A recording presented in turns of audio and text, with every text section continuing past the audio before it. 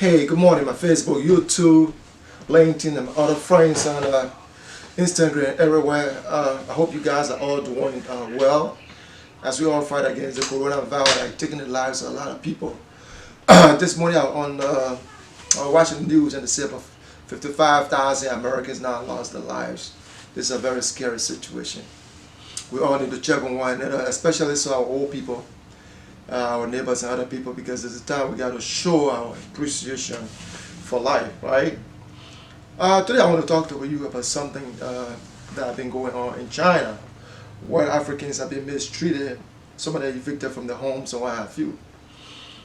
The situation in China brought that country on international, condemnation, brought international condemnation against China, and I put the country in the spotlight.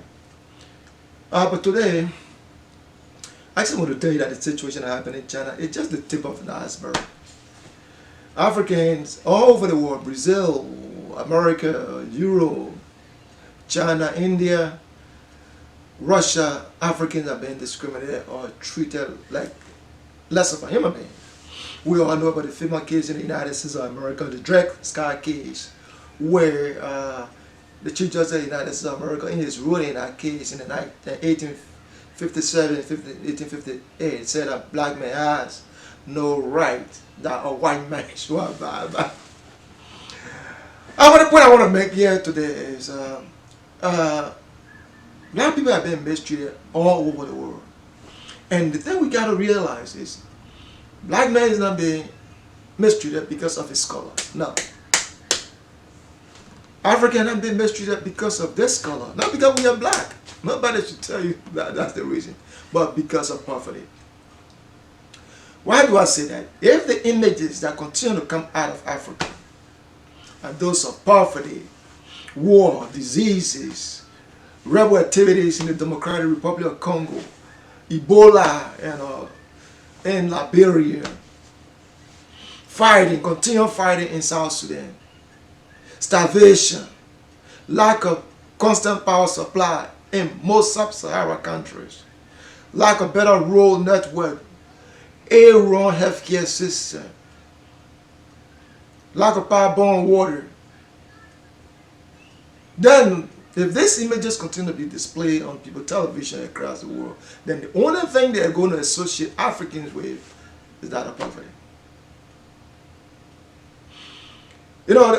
The other day I was reading something in the New York Times newspaper, and they saw something about how about 10 African countries don't have ventilators. Even those that have ventilators have very minimum. My country of birth, Liberia, in West Africa, small West African country, founded by the free slaves from the United States of America. They said they only have 5 ventilators. 5. The population of 5 million people, 15 political subdivisions, with 72 electoral districts, 5 ventilators. That means 72 districts, 10 counties might not have ventilators. But then the guy make a very important point about South Sudan. He said in South Sudan, you don't even have a ventilator. He said they have more vice presidents in South Sudan than they have ventilators. Now, Africans got to prioritize the priorities. I was reading on allafrican.com the other day, and I saw that East African countries, most East African, or some East African countries, are spending a lot of money on the Mediterranean. Now, if we can't get ventilators, which just means that if we don't have an adequate health care in the system, why are we spending millions of dollars on the Mediterranean, and then we're neglecting the most basic, the most important thing, education, health care, agriculture? Africans got to realize that to solve our problem, we got to work ourselves. The solution to our problem is right on the continent. We got to work closely together. We got to trade more together than thinking that we're going to become friends of China, America, or Europe, and other places for us to get AIDS and other things. Africa don't need aid right now. We need to effectively and efficiently utilize our resources on the continent to improve the lives of our people.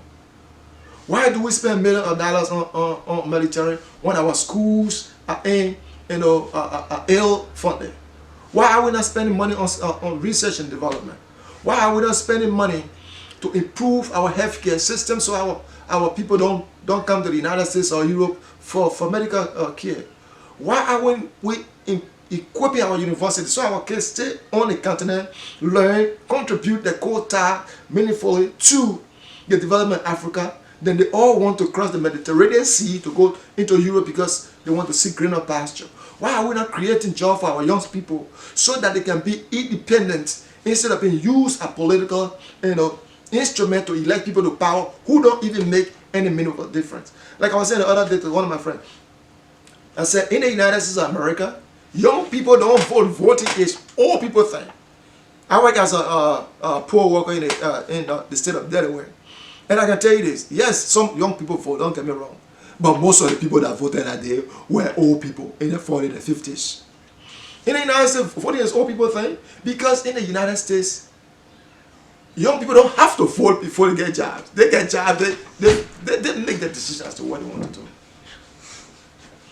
And African countries have to understand one thing. Africans have to understand one thing. We need to start working more through the African Union. What do I mean by that? All African countries need to close the embassies around the world, spend the money back home to improve the living situation back in Africa. Why would my country, Liberia, want to have an embassy in the United States of America and spend millions of dollars to keep that embassy up? And Ghana, Guinea, Ivory Coast, Burkina Faso, Sudan, Morocco, Algeria, Libya, and Benin, Nigeria. Close all the embassy and speak to the international community through the African Union. But the African Union is how to start doing.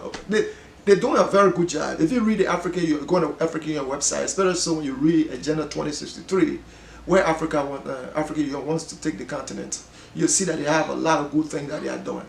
But the African Union has to work with community-based organizations to inform Africans about what they're doing and how Africans can get involved.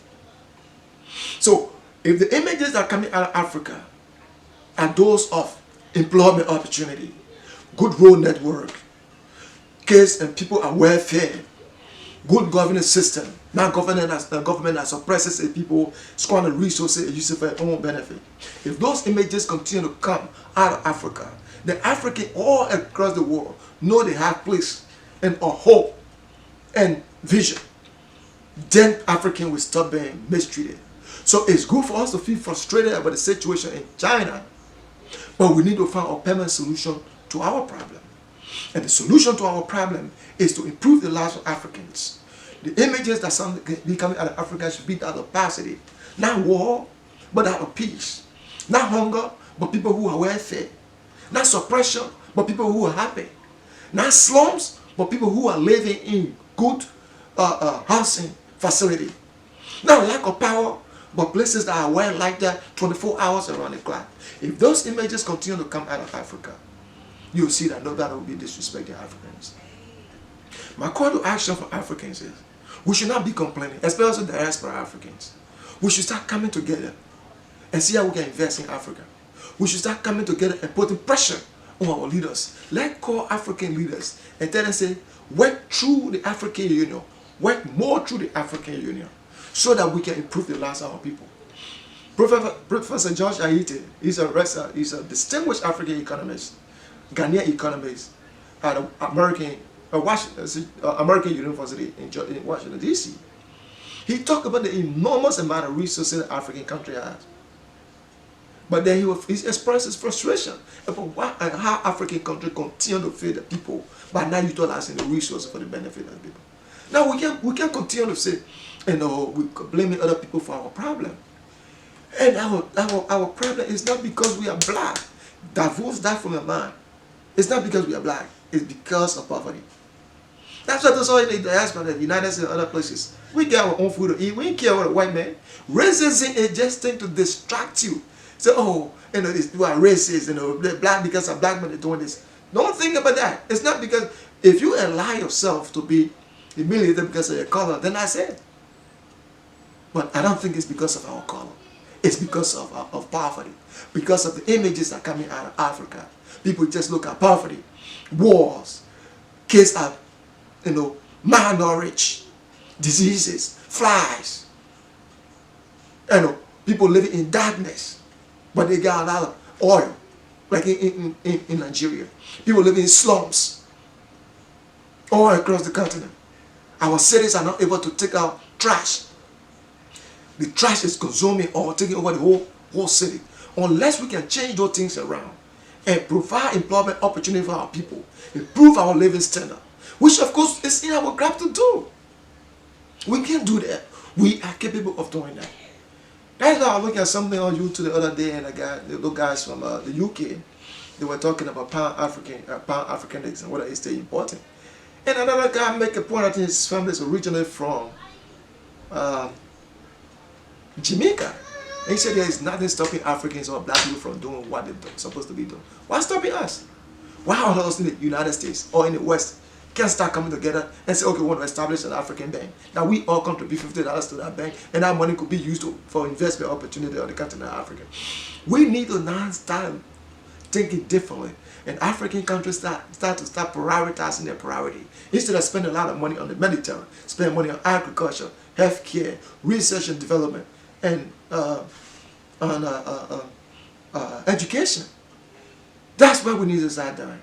Until we can do those things, until the images that are coming out of Africa can be that opacity, development, good road network, good healthcare system, and other stuff, people will continue to overlook us.